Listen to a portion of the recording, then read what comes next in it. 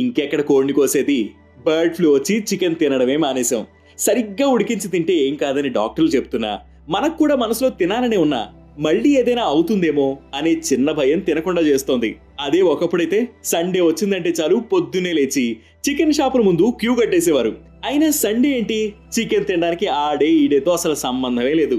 కానీ ఆదివారం అయితే అందరికీ హాలిడే, ఏ ఉరుకులు పరుగులు ఉండవు. కాబట్టి ఫ్యామిలీ అంతా కలిసి కూర్చుని చికెన్ తింటే అదో తృప్తి.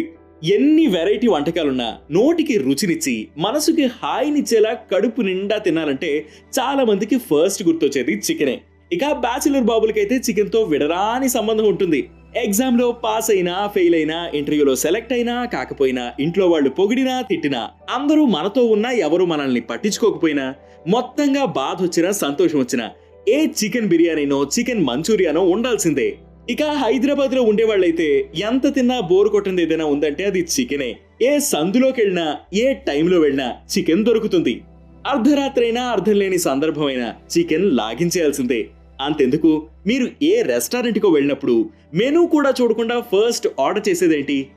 ఏంటని అడుగుతున్నా. 190 మంది నోట్లో అలా నానేది చికెన్ బిర్యానీనే.